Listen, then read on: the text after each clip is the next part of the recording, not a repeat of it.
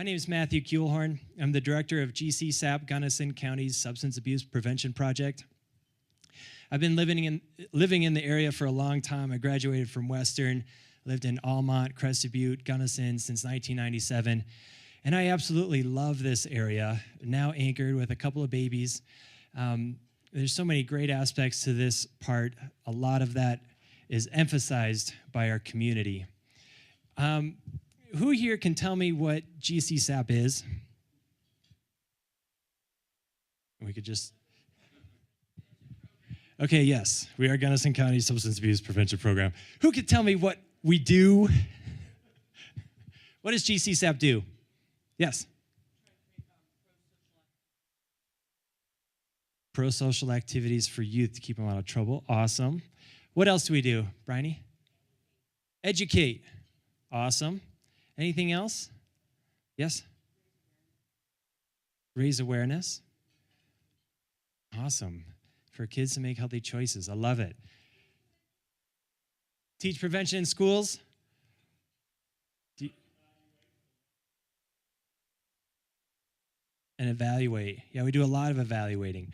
All awesome. I love it. You guys do know what GCSAPP is. Beautiful.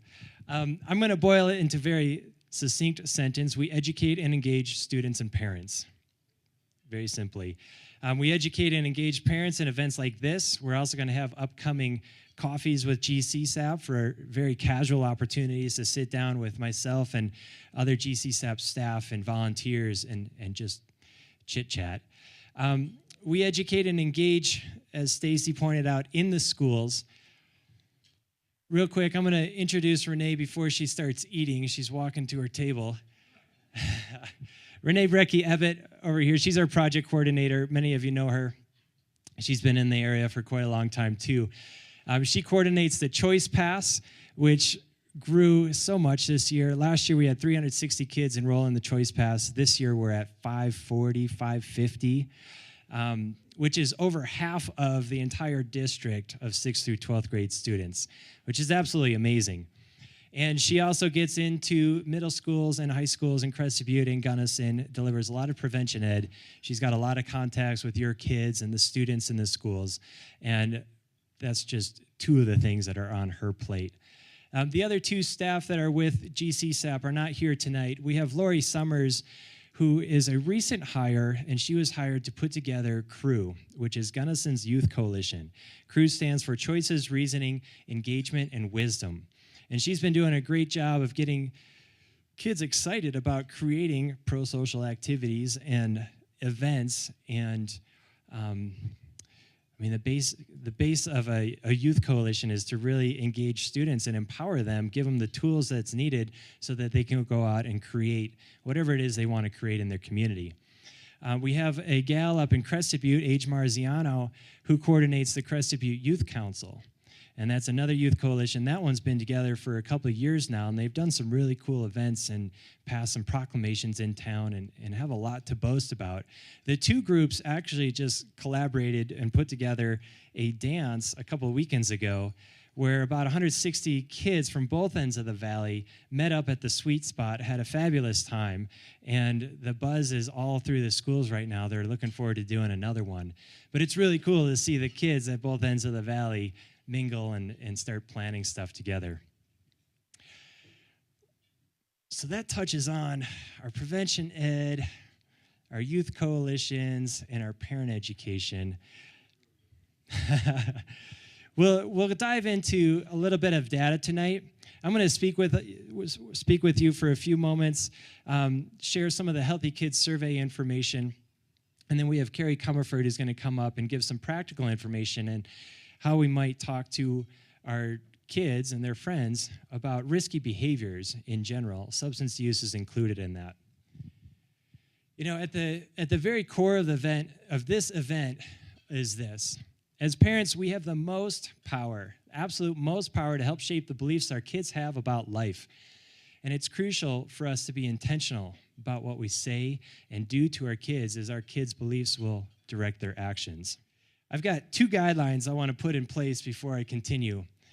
First of all, I'm going to ask that you don't believe a word that I say, and that you don't believe a word that Carrie says or anybody for that matter this evening says. And here's why. If I had a pair of sunglasses and I put them on, all of a sudden I would see this room differently. And in fact, all of us are wearing our respective sunglasses. We all have our own truths. We all have our own experiences. So what I'm going to ask is, if you hear a thought tonight, consider it as you would my jacket. Try it on. If it fits, keep it, take it home with you. If it doesn't fit, set it down and leave it. Make sense? Deal? Yes? Or yes? Good. Okay, the second guideline I'd like to put in place is participate. At GCSAPP, we measure just about everything that we can, and we use the Healthy Kids Colorado survey for a lot of basing our efforts off of. You may have heard me about this assessment talking about its validity in the past. When I first came into GCSAPP, I've been director since the end of last November, so I'm almost up to 1 year anniversary. And when I first came into GCSAPP, I was a little skeptical of this, because when I started talking to the kids, they were telling me that, oh yeah, all the other kids, they're making this stuff up. I know kids that lie on this thing. And so I started doing some research. It turns out that these are the same students that in 2012 perceived their peers to be using a lot more alcohol than they were. And this is just one graph. This is from 2012. This is the entire county put together. On the left-hand side here, we have this blue bar. This is the students' self-reported alcohol use. So the question is, how many times in the last 30 days have you used alcohol? And what this is showing is that 20% of the 6th through 12th grade students in our county report using alcohol at least one or more times in the past 30 days. And then the red bar in here is the perceived use of their peers. So while 20% actually report using, they're perceiving more than 50% to actually be using. And then as we go grade by grade, it's pretty typical. The older kids get, the more alcohol that they choose to use. And this perception still remains. So when this perception is in this 30% range, in the prevention world, we identify that as one risk factor. If we think everybody else is doing it, that could be one piece to peer pressure. And so I'm going to go through each school site. We're going to go Crested Butte, and then Gunnison High School, Gunnison Middle School. And I'm going to still look at perceptions. When I talk to parents and students on either end of the valley, there's this perception that one end or the other is very different from ours. The kids in Crested Butte smoke more pot or drink more. The kids in Gunnison drink more. And there's this perception among either end of the valley, and yet what I think you'll see is that there's a lot more similarities than anything. And at least that's what our data shows. So as we go into Crested Butte, this is 6th through 12th grade. Again, as the kids get older, there's more use, just over 20% for the entire school, which is pretty normal. Look at the disparity in 8th grade. This is 8th grade. 15% of the students are actually reporting using alcohol one or more times, 15%. And yet the perception is that 75% of the students in 8th grade are using alcohol. It's amazing. This 60%, that's a risk factor for sure. As we look into the high school, just under 40% for 9th, 10th, 12th grade, a little blip in 11th grade. As we go into Gunnison High School, it's a little bit fatter because there's only 4 grades presented. Just under 40% for 10th and 12th. 9th grade's a little lower in Gunnison, a little blip in 11th grade, and we still have this 30, 40% disparity. As we go into the Gunnison Middle School, we don't see quite the disparity in the 8th grade as we did in Crested Butte. But very similar. The reported use rates are very low. There's still some disparity. So when I looked at this and I started talking to the kids and I called up Omni, who's our evaluator, and I started really digging into the validity of this thing, I learned that there's really smart people putting this kind of stuff together. And in fact, when I started talking to the kids and I asked them, what's going on with this thing? Their original answer is everybody's making it up, they're lying. And I go, well, what about you? Did you honestly answer this thing? 99.9%, there's one kid that busted this 100% who actually admitted to lying. Everyone else has said, yeah, I don't care about it. I just do it. That's perfect. I don't need the kids to care about this thing. In fact, if they're going to lie on this, they've got to care. It takes them about 45, 50 minutes to take this thing. It's pretty big. We gather a lot of data on this assessment. And so it's pretty smartly done. If somebody's going to lie on this thing, they've got to be darn consistent throughout the entire assessment, because there's some questions that are correlated with each other. If a lie or an outlier is really caught, then they're going to be tossing that. Does that make sense? In the end, I think this assessment is a valid tool, and it's just one tool. So I take this data, I bring it out into the community, talk with teachers, our coalition, and students, and really test the actual numbers of this. We administer it every fall. So we've got data since 2006 that we're going to look at in just a moment. And it's only when we put it year by year do we actually see some trends. If it's just 1 year snapshot, it's a day in the life of a student. If we were to give this assessment at the end of spring break, it would be wildly different. But we try to give it in October and November every year. Okay? So here we go. As we dive in, this is a graph that relates 2012's data. Now, what I did with this to be able to track this, I would say this is our main number. We took the 4 most used substances in Gunnison Valley and we combined them into one average. So what we see here is 2012's number. It's 87.5% of the students, as a combined measurement, reported not using alcohol, tobacco, cigarettes, marijuana, and prescription drug without a prescription. The 4 most used substances in our valley is alcohol by far. That's number 1. Marijuana is number 2. Tobacco, cigarettes, and prescription drug use is pretty equal. They're vying for 3rd and 4th place. So I did a combined measurement, and I brought it into this one number, 87.5%. So I want to dig in and just share the next couple of years. In 2011, this number was 84.5%. In 2010, it was 83.75%. In 2009, it was 82%. So since 2009, we've seen a 5.5% increase in the amount of students reporting not using alcohol, marijuana, tobacco, cigarettes, prescription drugs without a prescription. How that equates is about 55, 65 students in our valley. Is that cool? Let me take a step back. I missed one question. Why is this important? Why does it make a difference that 55, 65 students are now saying, I'm not using, versus 2009 when they were using? Education. Moving in the right direction. What does it do for our community? Strengthens or weakens? Yeah, I'm just checking. There's no wrong answers here. Ultimately,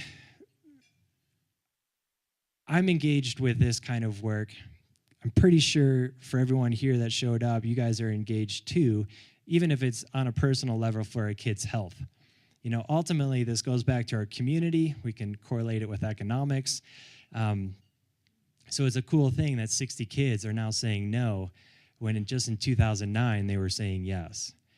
We're going to keep going to the beginning of time. 2008 was 80%, 2007, 81.75%, 2006, 78.25% of the kids said, I was not using. So since 2006, we've seen almost a 10% increase, 100, 110 students since 2006. Now, a lot of that, it's really hard to say. Some of that's due to GCSAPP efforts. Some of it's due to our great schools, our strength of community, our economics. All these things play into this.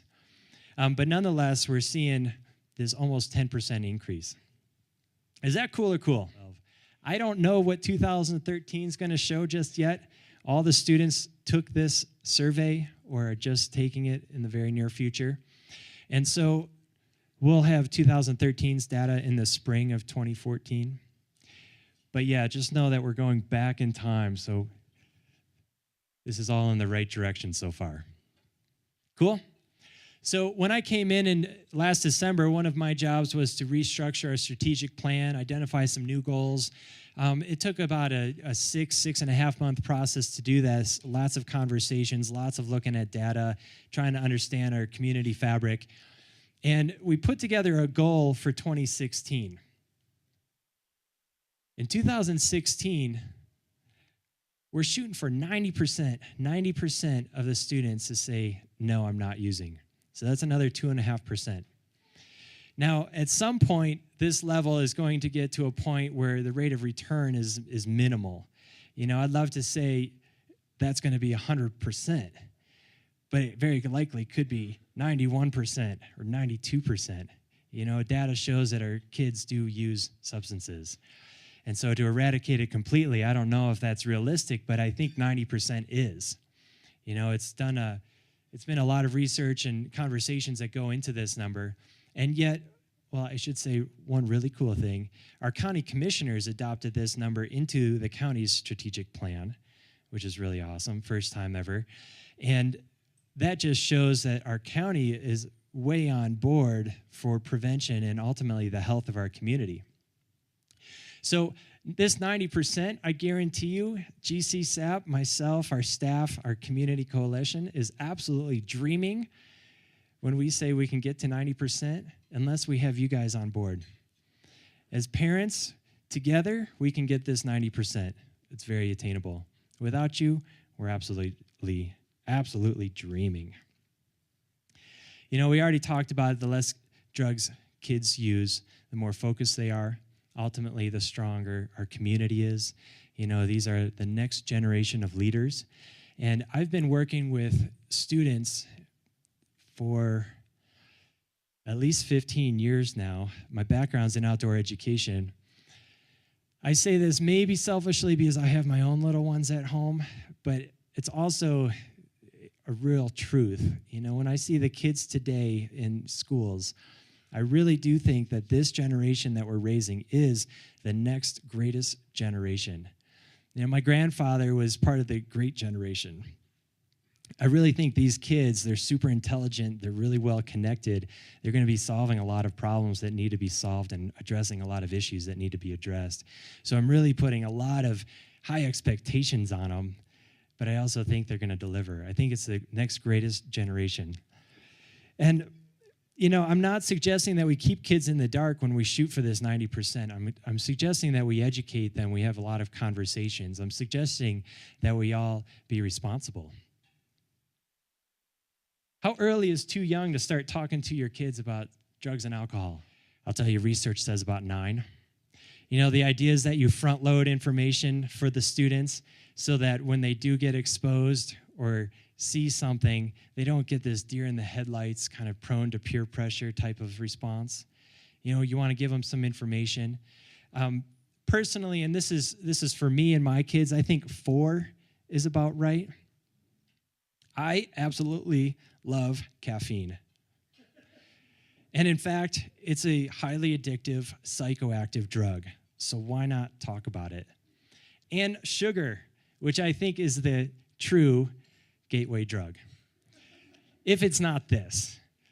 I'm going to pick on sugar for a moment because it's everywhere. In our high fats, high sugar diet, we bring it out on our first year celebration. It starts to teach kids that pleasure can be found outside of us through intaking stuff into our body. I will point this out too. Some research and doctors do say there's perhaps some correlation to a heroin-like addiction with sugar. Whether or not this is true is not really my point. My point is this, it teaches kids that pleasure can come from outside of us. It doesn't teach us about the internal power that we all have to regulate our emotions and to control our beliefs. And that's why I say sugar is like a gateway drug. I asked Penelope, my 4-year-old, if she wants a sip of my coffee, and right now she says no. And I say, that's great. You are growing so much every day. We measure it on the wall. Your brain is in this crazy space right now where it's growing, and expanding, and she's nodding her head, And I tell her how, sometimes things like coffee and other substances just aren't good for us. And she goes, and she gets it. at a very 4-year-old level. And when I start drinking around her and when she sees new things, this conversation evolves over time. And yet the foundation is established at 4. And so many parents come to GCSAPP and me and they ask, what do I say when my kid asks me, why do you drink? Or why would I tell them not to do something I did as a kid? I turned out fine. My first response is always, are you sure? Sometimes I say it, sometimes I don't. My dad actually told me this. After I had made some really grave mistakes in my 20s, I asked him, Dad, why don't you tell me what you saw me doing or, correct me? And he looked at me and said, Matt, I made my own mistakes. I had my own lessons. I'm not a saint. I think that as parents, often we can be afraid of being hypocritical. And yet what I think we're doing is really withholding information. We share with our kids how to arc a ski turn, how to pop a wheelie over a rock on a mountain bike to maintain our speed, how to shift a manual transmission vehicle, how to wrench on a car, how to get the attention of a cute boy or a cute girl. And yet some of us are going to not share our information and our lessons about substance use or sex or finances. Why is this? As soon as we become aware of this, we become responsible. I want you to turn to your neighbor, give them a fist bump right now. Say, I am responsible. Each one of us here is. We can share information that we've learned. We can share that we want the best for our kids and that we want to teach them all that we can now before they get into those deer in the headlights kind of situations that is really prone to peer pressure. Let's raise savvy kids. Let's raise kids that know what drugs are and know what they do. That was a jump. Kids who know how to use us as parents or the choice pass or any other reason to turn down intoxicating invitations. Kids who love life. I need to share this, and you might find this a little controversial. Just remember what I said early on. Don't believe a word that I say. I think one of the stupidest questions that we can ask kids is, what do you want to be when you grow up? I think a better question to ask is, what interests you? And then we have that responsibility to facilitate more interesting experiences, at times expanding interests, and at times focusing interests. Whenever I ask my mom, what should I be when I grow up? When I felt the uncertainty that comes with that question, she told me, I want you to be happy. What she forgot to do was help define what happy was. And, we've all been through some life years. We know that there's challenges and obstacles, there's successes and accomplishments. Life is rich because of the ups and downs, not in spite of them. We feel fulfilled when we live through it all and feel it. Do you know what love is? Love is the collapse of the ups and downs. Let me give you an example I think you can relate to. Having babies is one of the most irrational things humans do. Babies disrupt the home. They're a huge liability. They take money out of our pocket for years and years and years. And yet a lot of us, most everybody in this room, is emotionally drawn to having babies. And while there's huge obstacles, there's also an incredible amount of joy. This hit me 2 years ago when my little girl got on the big stage at Western. It was her first dance recital. When she came out on the stage, I absolutely lost it. I had tears streaming down my face. I'm standing in the auditorium. The sleepless nights, the expense, the disruption of tantrums, they all collapsed with her standing on stage, dancing, putting herself out there. It was pure vulnerability, and it was amazing. Love is not the emotional highs. It's everything together. It's a point of light when we realize that we are here to experience it all.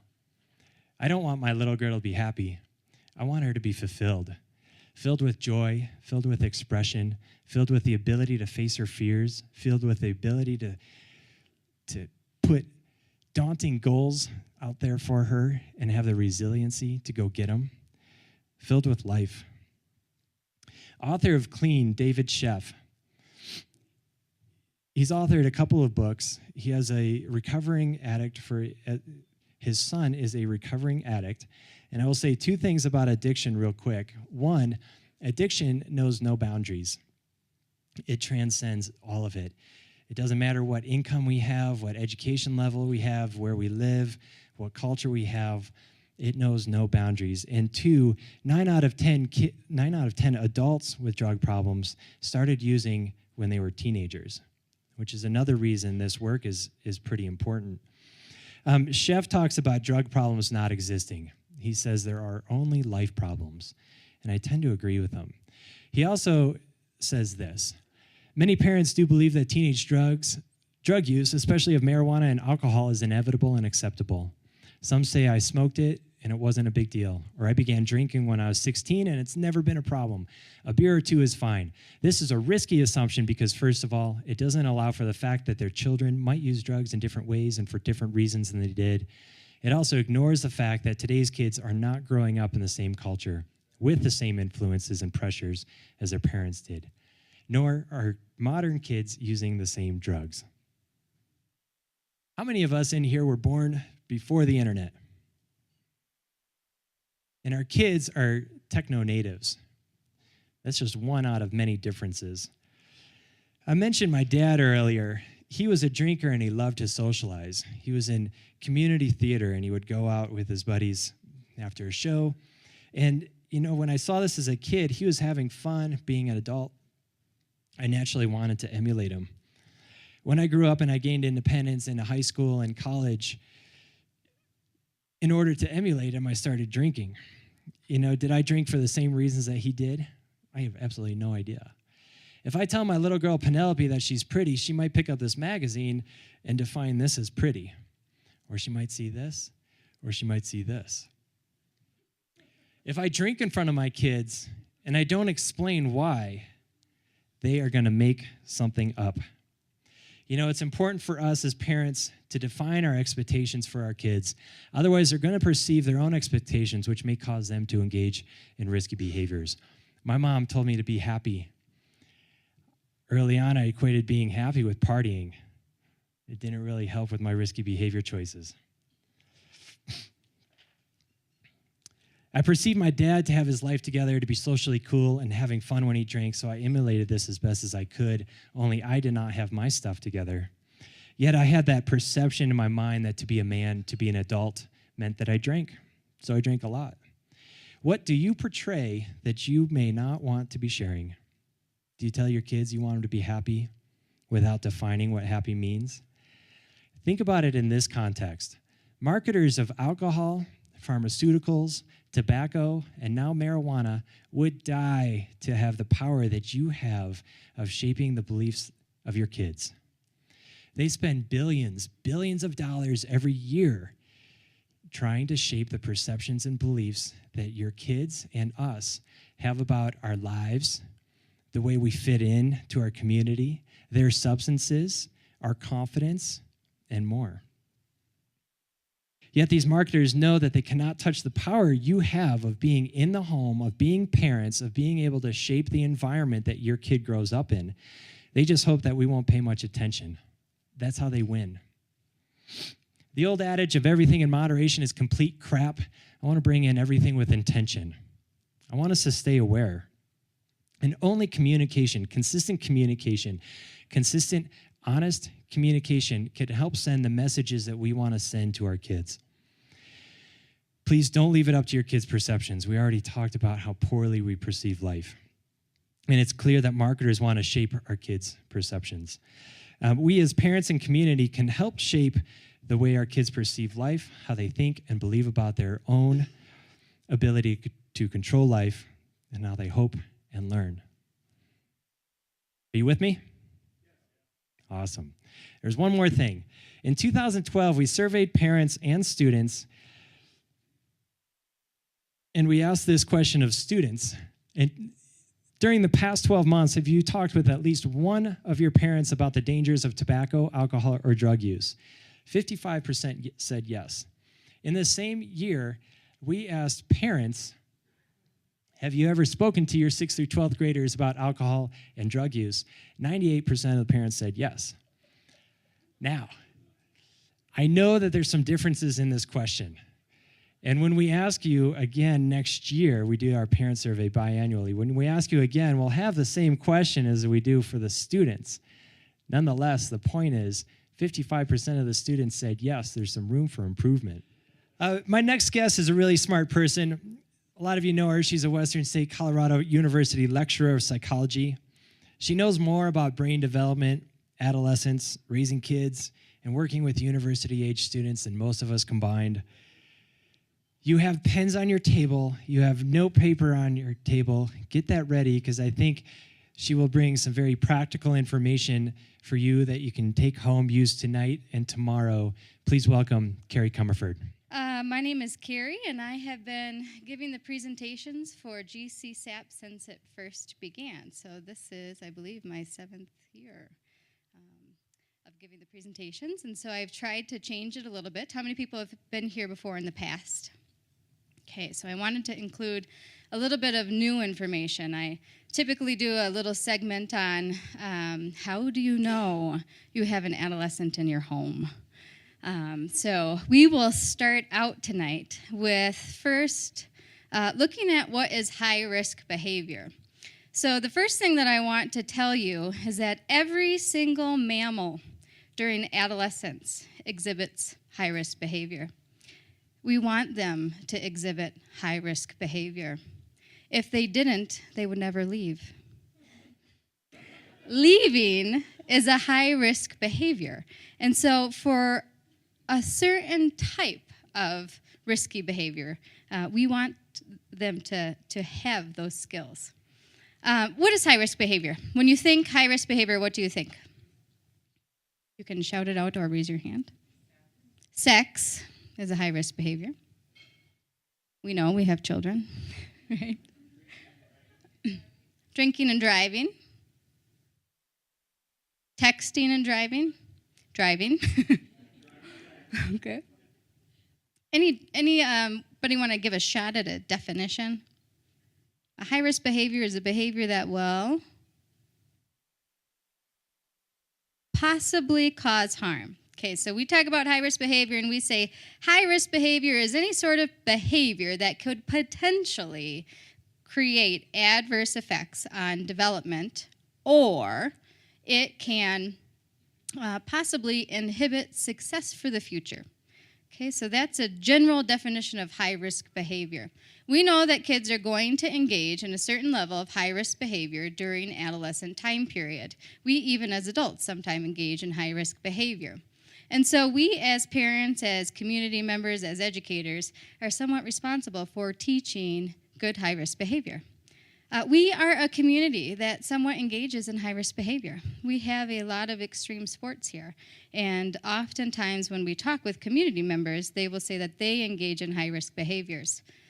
When we talk about it in a negative way, we're talking about things such as sex, such as substance use, drinking and driving, self-harm, eating disorders, domestic violence, different things like that. But high-risk behaviors can also be standing up on stage with a microphone in front of all of you.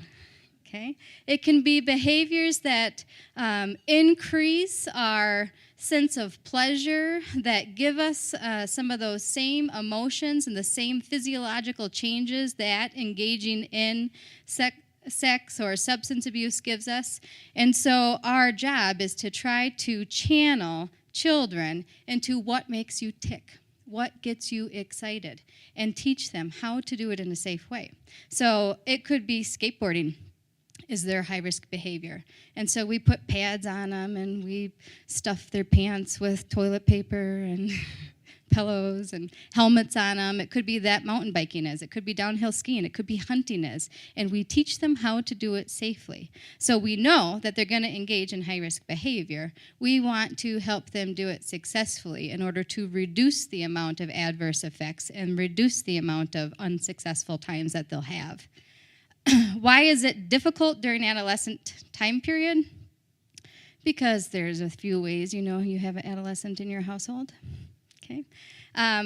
You know that you have an adolescent in your household with this. Hey, it's time to go to school. Please wake up. No. Time to go to school. Please wake up. Get out of bed.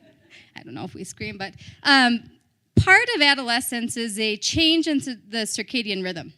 So during this time period, kids have a natural shift back in their circadian clock. And it looks like the kid that won't get out of bed. And we think, well, what happened? 2 weeks ago, you wanted to get up and watch Saturday morning cartoons. And now you can't get out of bed to go to school? You're going to have to walk to school with wet hair 1.5 miles. And we try to get them to wake up. I know this. I teach an 8 o'clock in the morning class to college students.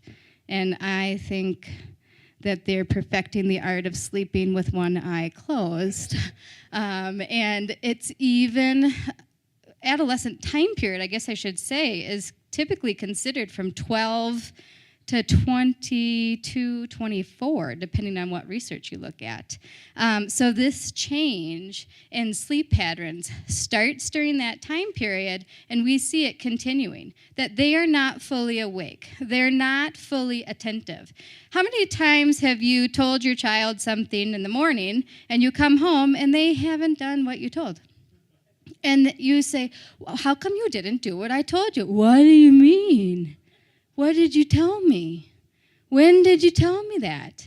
And what's happening is they are not fully attentive. They're not aware. I think until about 10, 9:30 or 10 o'clock. Typically, we say with the research, it's 1 hour. 1 hour has shifted, and they are not fully attentive at 8 o'clock in the morning. It takes till about 9. If you pair this with what's going on in their social environment, they're not getting to sleep at night. How many people in here have a hard time getting their children to turn off the radio, turn off the TV, turn this off, turn your brain off? And it is very, very difficult for them. We can turn off TVs and anything that has an on-off button. It's difficult for them to turn off their mind even. They are thinking, what am I going to wear tomorrow? How am I going to ask this person to go out? Are they going to notice me? And the boys are thinking similar things like, I wonder if we're going to win our football game, and what can I do to make Susie look at me? And they're thinking during this time period. So they're having a delay in going to sleep and a natural shift in waking up. How many people in here feel irritated when they don't get enough sleep?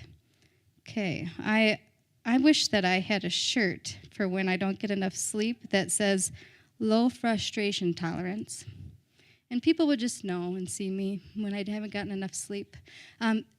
Adolescents are operating on that. They're operating on a change in their sleep cycle.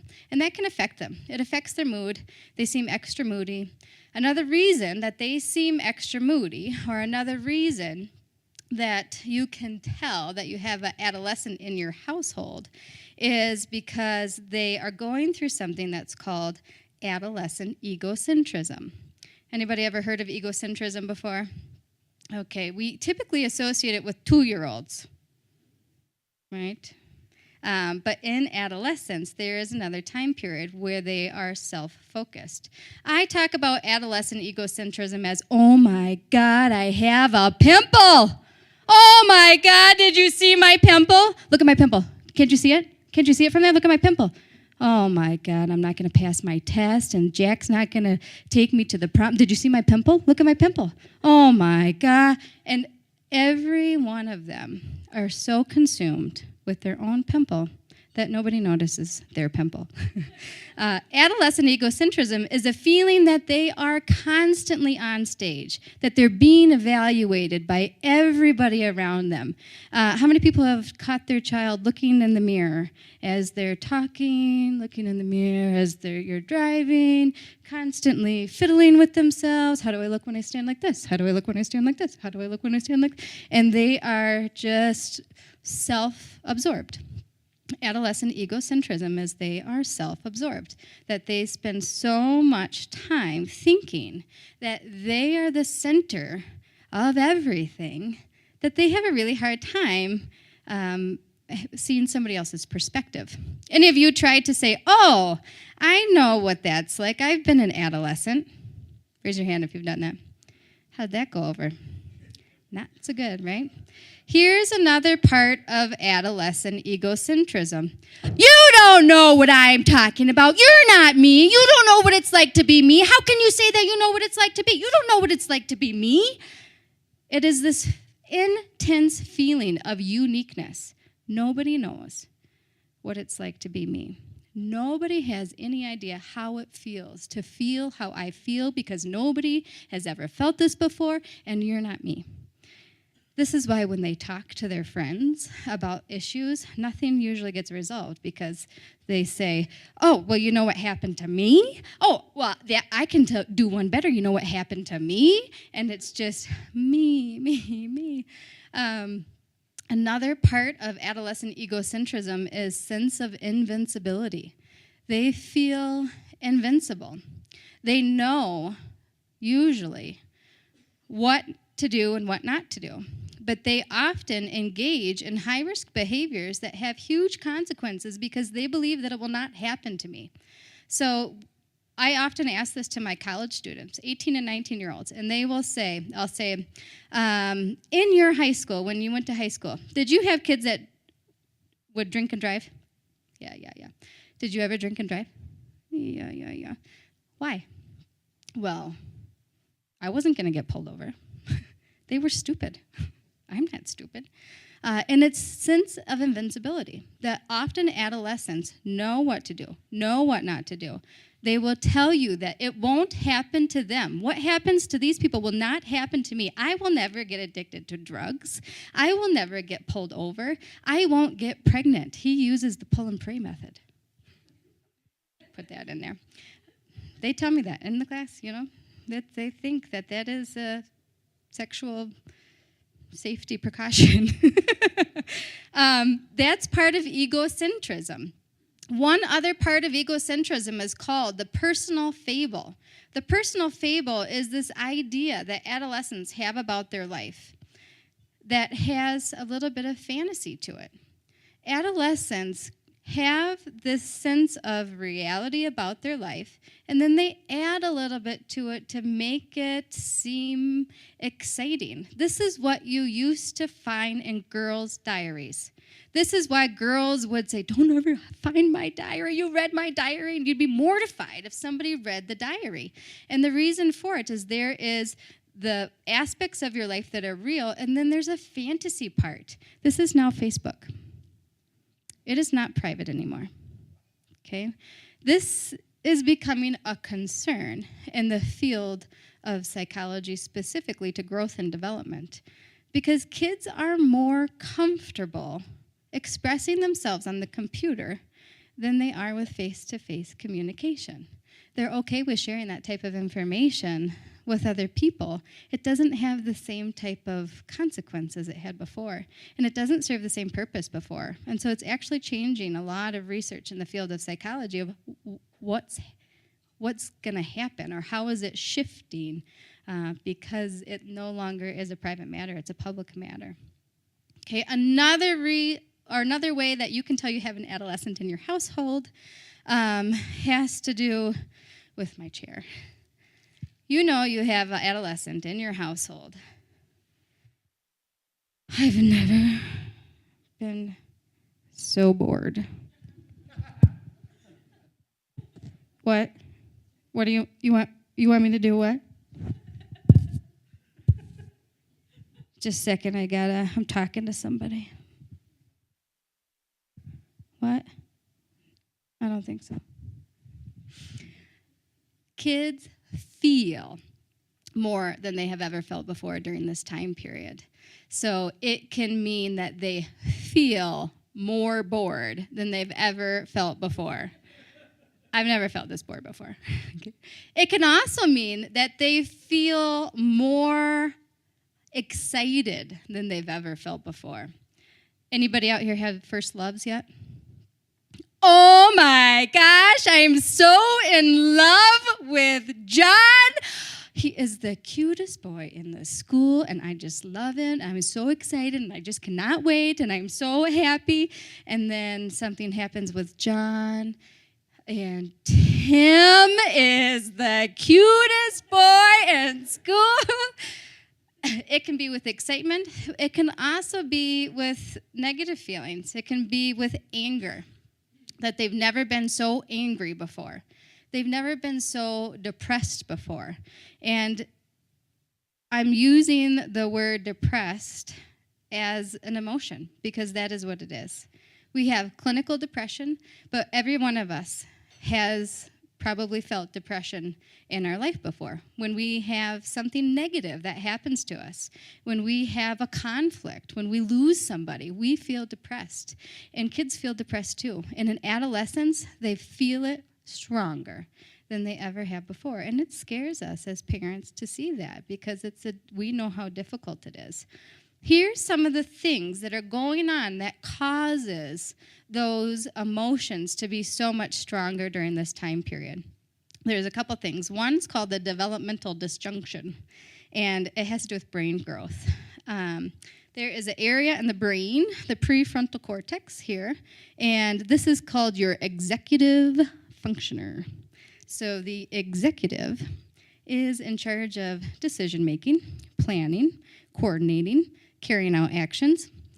Do you think it's increasing in the rate of growth or decreasing at this time? There's a slight decrease in the rate of growth. We may think that it's non-existent, but it's just decreasing at the rate.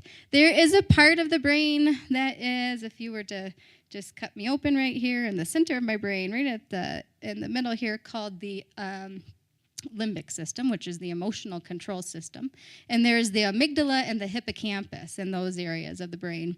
The amygdala and the hippocampus have to do with emotions, hunger, thirst, and sex. And so we have an increase in the rate of growth during that time period. And so kids need more stimulation than they did before in order to feel good. And their emotional center of the brain is, you can think of it as lighting up more. It's growing faster. They're more emotional and less executive, okay? Less planning and problem solving. This area of the brain in the front is also part of the area that helps to control our impulses. And so children, adolescents, often act impulsively. And you even ask them, why did you do that? And they say, I don't know.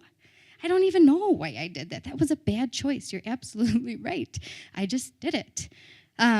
So that's some of the brain in terms of the areas. We also have changes in neurotransmitters.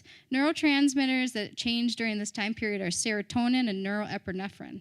Serotonin, norepinephrine are considered to be very, very similar, and dopamine. So we have a slight reduction in serotonin during this time period. It's not significant enough to make it problematic, but it does account for some of the reason that adolescents feel more depressed. A reduction in serotonin is what we often look at with clinical depression, if there is enough of the neurotransmitter not being absorbed. We don't see that with adolescents, but we see enough of a drop that it makes them feel more depressed. And then we see an increase of dopamine, and an increase of dopamine also has to relate to the impulsive type of behavior, the needing more stimulation in order to have the same type of excitement as they did in the past. Okay, let's see if these are my notes. Egocentrism, dysfunction, neurotransmitters, sleep, social impact is going to be the last of the well-documented, empirically based information of why adolescents act the way they do. It's really, really interesting that adolescents know what are good choices. We have seen studies where you take a pen and paper questionnaire, and they give it to the parents and they give it to the children, and they give it the same one to both of them, and they have high-risk behaviors, what choices to do, A, B, or C. Kids score better than parents. And then you put them in their social environment, and more times than not, they make the wrong choices. Okay, so Kids during this time period are affected a lot by their social environment. That's why parents say things like, what crowd are you hanging out with? Are those the bad crowd? Is that the bad crowd that you're hanging out with? Who are those kids? Who are their parents? What values do they have? So there's a lot of impact from their social environment.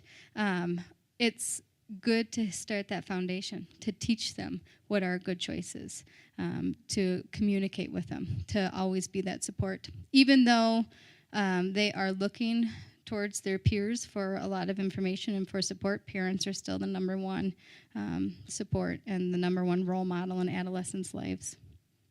Okay, a couple things I want to talk about changes in parenting. When you have an adolescent in the household, this comes from a systems background. It used to be that there were some big things that happened in a lifespan, and we would say that it was coupling and then getting married and having children and then them leaving, and research now includes having an adolescent in your house. When you have an adolescent in your house, your whole house changes. Okay, so your relationship with the adolescent changes, your mood changes, your relationship with your other children change, and so it's now considered a life cycle stage of having adolescents in the home. Here's the big information for parents. When you have an adolescent, there needs to be sort of this rite of passage, that how do you go from nurturing and caring and providing to having an adolescent. And really what we look at is in other cultures, there are rites of passage. In African cultures, oftentimes what will happen is the tribe members will see a male in the community who's demonstrating behaviors that of an adult. And they will take that male to the mother and say, your son must die. And the mother will say, must my son die? And they will say, your son must die. And they will take him out, and they will perform their ritual, which he comes back then a man. That gives the mother the right to grieve the loss of her son and to embrace the new man. We don't have that in our culture. Maybe a driver's license, I'm not quite sure. But we don't have that type of rite of passage. And so parents have a really difficult time of switching from a nurturer to a preparer. And we need to prepare adolescents to be an adult, because eventually their risk-taking behavior is going to allow them to leave home and go and pursue something. And that tends to be the hardest part, that parents often say, I'm scared. Fear is often a word that comes up of how do I go from nurturing to preparing. Kids push for autonomy during this time period. It's, I want to make my own choices. I want to be more responsible. Be prepared for this. You give them choices. They make the wrong one, and then they say, you gave me the choices. Why'd you give me that wrong choice? You should have gave me 2 right choices. Then I would have made a right choice for sure. But they want more choices until they make the wrong choice, and then they don't want those choices anymore. They want to be responsible, but could you put gas in the car? I want to be responsible to take the car, but can you put gas in the car? And so it's this sort of back and forth. And parents' role really during this time period is to prepare them to be an adult.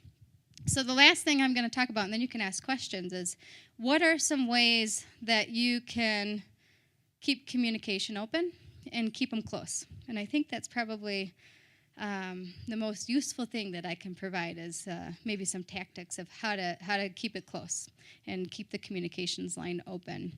The first thing that I'd have to say is to listen. So listen to them, and kids don't come out usually and say what's going on with them. So you need to really listen, which means looking at their body language and listen for when they need assistance. How many people have told your child, anything you want to come and tell me? Anytime that you want to talk, I'm here for you to talk. Okay, here's how they do it usually. You got any food in the fridge? Yeah, okay. Usually kids don't come up and say, I need to talk to you. Usually they check to see if you're available. They may ask about food. They may ask about having some sort of choice, or they may ask anything to see if you're available. And if we as parents dismiss it and say, yeah, help yourself, I'm over here doing something, and if they don't feel like that we are available, they're not going to think that we're available. So here's a couple things that you can do.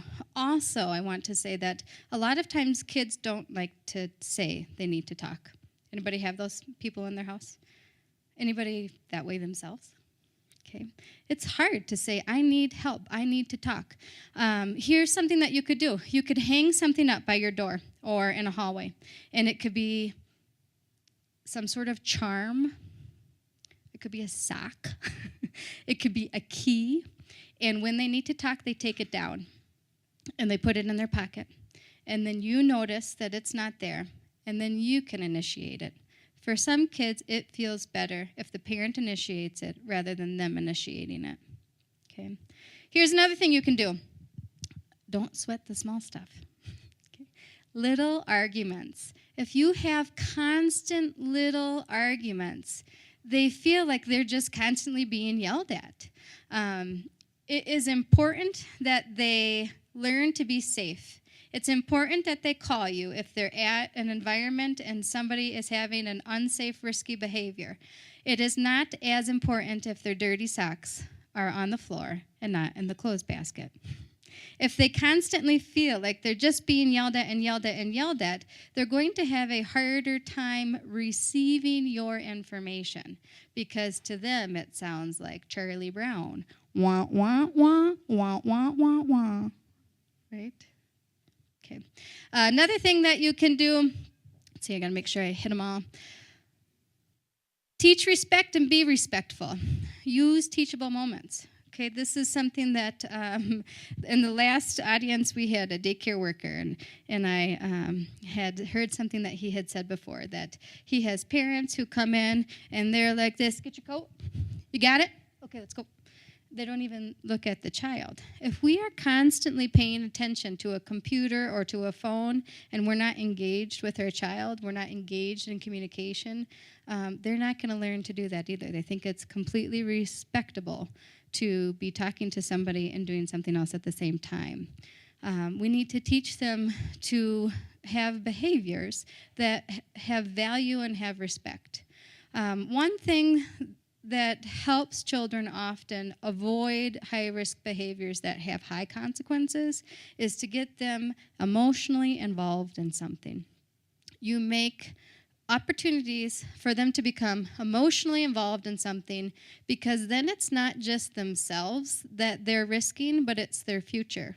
So getting them involved in education, getting them involved in church, getting them involved in some sort of community group or some sort of civic responsibility gives them that opportunity to have something that's not worth it. Okay. Teachable moments rather than long conversations. Okay, son, we're going to sit down here for an hour and a half and I'm going to lecture to you. Doesn't usually work very well. Teachable moments. If you see something in the community, if you see something at the grocery store, if you're driving and you see some sort of action, if there's something on television, 30, 45 seconds, teachable moment. Okay, rather than long lectures. Get them involved. I already said that. Last thing I would say is sometimes the best way to communicate with your child is the way that your child communicates. And you need to ask them. Okay? This is something I already see with my 6-year-old, that at the beginning of the year, she would want me to walk her up to school, and she'd kiss me before I left, and now she doesn't really want to kiss me very much, and sometimes she'll run out and kiss me as I'm leaving, because she still wants to, but she doesn't want to in front of everybody. And adolescents really display that. You give them a hug, and they're like, why are you hugging me? You want to show affection, and they don't want to receive it in the same way that they did when you nurtured them, because they're preparing to be an adult. And so ask them, I really want to be able to show my affection to you because it's important to me, and I want you to receive my love. I need to know how you'll accept it. Okay. I really want you to talk to me about this, and I really want to be able to tell you when I need to say something. I need to know how to do that. So sometimes if we've tried and tried certain ways, just ask them. What about consequences? So Jackson's a junior in high school, and the old consequences don't really work, and I'm neither of us, he or I, are even into that at all. So I try to work with him, like, what do you think? Like, this happened now, what do you think, Jackson? But I don't know, do you have any ideas for us there? Obviously for bad choices, what I'm trying to say. A couple things. I guess some things have natural consequences. And when children engage in behaviors that are negative choices, they often have natural consequences that are adverse. And when it comes to creating appropriate consequences, I think that it is good to communicate with them of what your expectations are first. Otherwise, what's the use of a consequence? Because, well, I didn't know any better. So when you're dealing with behavior, especially repetitive behavior that's happened before, and you have to continue to say, well, I don't know what's going to work. What is going to work? Because you haven't learned that. It is good to work it out with them of what the expectations are to make sure they know what it is and why it is. I think that's a huge piece of it, is that we often say, I expect you to be home at your curfew. But some kids need to have an understanding of why. Because I will be up all night. I will not sleep until you are home. And I want you to be able to have a guideline and follow the guideline. And so sometimes we have to give them that. There isn't any magical answer to if there's a consequence for every individual. I would look at what is going to help them succeed. I guess in terms of behavior modification, I'm a much bigger believer in having them do something that is constructive rather than taking something away. So for instance, if you have some instance where they are disrespectful, so if they're disrespecting you, an example of that would be not coming home at curfew. That's disrespectful. It's disrespecting our values and our rules. And so to me, a good answer is teaching respect. And I'm a huge supporter in community service for teaching respect, that you take a Saturday out of doing something fun, going skiing, engaging in some activity that you really enjoy doing, and having them engage in some sort of respect building. You don't want to take away too much, okay? Because what happens is if you're constantly taking and they're not allowed to engage in anything fun, it can destroy them. If they are overwhelmed with feelings of depression or anger or negative emotions, and you take those fun things away as a consequence, they don't have anything to feel good about. Oftentimes we feel that we're having fun and things that we're competent in. And so we want to be careful not to take away too many of those types of things. And a good consequence, I guess, for me is something that teaches what they are going against. Does that make sense? When kids hit puberty, part of puberty is that they are having a surge of hormones that they haven't had before. And so really right around puberty, which is typically 10 to 12 for girls and 11 to 13 for boys, they are starting to feel sexual. And it can be very uncomfortable for them because they don't necessarily want to say, hey, Dad, I kind of am feeling sexual. And so often they talk to their buddies and their friends about it. And it really goes from, and I guess the example that I give sometimes is that when you have 10-year-olds and they find a magazine, maybe a dirty magazine, and they look at it, they can look at it and they can think about it, but nothing physiologically changes for them. When they're 13 and they find it, all of a sudden they sort of wish that they didn't physiologically change, because it is awkward for them at first. And then it's exciting for them. And so it's a natural shift from going to a non-sexual being to being sexual and having a physiological change, that when they see pictures or even an individual or smells, olfactory smells can create a sexual progression for boys, even more so than girls, that they can smell something and have an erection, and so, or think about something. And so it's a time period that makes parents very uneasy, because they are becoming a sexual individual, and we want to make sure that they are being safe. We want to make sure that our daughters are safe. We want to make sure that our sons are safe. We want to make sure that they're safe together and that they make good choices. And so having boundaries, having guidelines, having values in the home, and respect, teaching them respect needs to really start with their own body, that they need to respect their own body, boys and girls, and they need to respect other people's, and they need to be comfortable saying, I don't feel comfortable in this situation, that they feel like they are going to be disrespected or violated, and to be able to say that really starts with having respect for yourself. I love seeing this conversation, because I do think, when it comes down to it, parenting, and, I've got a 4 and a 2-year-old. I have no idea what it's truly like to be teenagers. I only hang out with them about a week at a time. But parenting's hard. And sometimes we enter into conversations, whether it's with our kids or their friends or other parents, that is uncomfortable. And it goes back to modeling those values that we want to instill with our kids, and the beliefs. All the research so far, I haven't seen anything that dictates this.